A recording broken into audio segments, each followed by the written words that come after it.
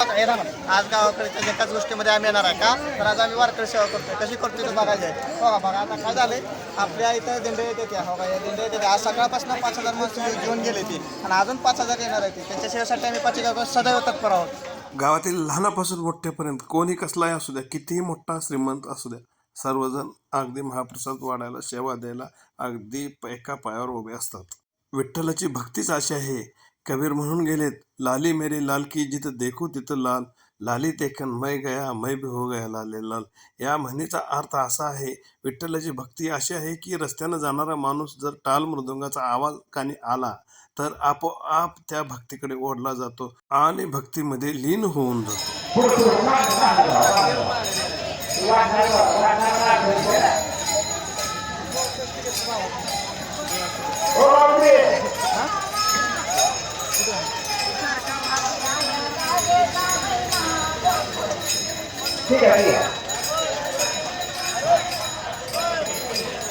आणि ऊन वारा पाऊस याची कसलीही तमा न बाळगता अनवाणी अगदी 400, 450, 500 किलोमीटर अंतरावरून पाय करून हे सगळी माऊली माऊली माऊलीच्या गजरात आणि नाचण्याच्या नादात दंग होऊन जातात.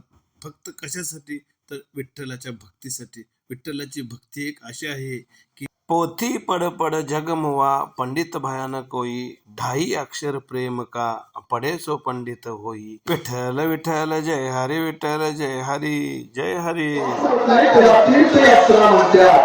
भक्ती जर पाण्यात मिसळले तर त्याला पाणी म्हणत नाही, त्याला तीर्थ म्हणतात.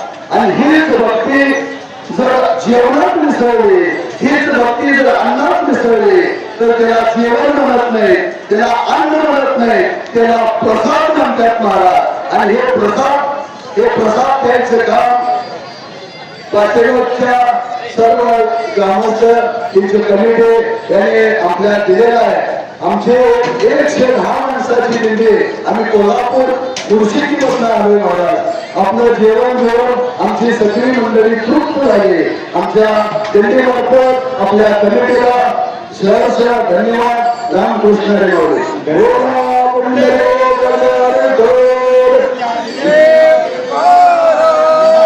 रामकृष्ण. पाचेगाव खुर्द, तालुका सांगोला, जिल्हा सोलापूर येथे आम्ही हा जेवणाचा, नाश्त्याचा आणि चहाचा कार्यक्रम गेले 21 वर्ष मोफत देतोय.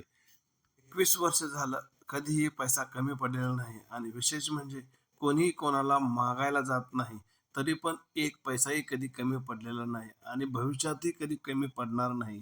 दरवर्षी प्रत्येक वर्षी कमीत कमी 1,00,000-1.5 लाख रुपये शिल्लक राहतात.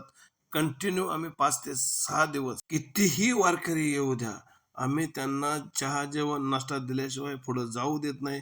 अक्षरशः गावातील आबालवृद्ध कितीही मोठा श्रीमंत माणूस जरी असला तरी पत्रवळ्या उचलतो, द्रोण उचलतो, झाडतो, लुटतो आणि हवं पाहिजे ते काम करतो. म्हणून सांगतोय मित्रांनो, या सोहळ्यात सामील व्हा. हा येणारा तो पंढरपुरात बसला आहे, तुम्हाला काही कमी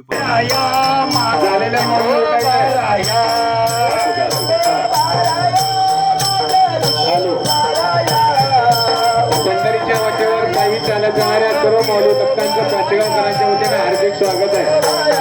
झालेल्या माऊलींना विनंती आहे, उठायचं आहे बघा. दुसरी तिथे आलेले जरा उरक्त घ्या माऊली.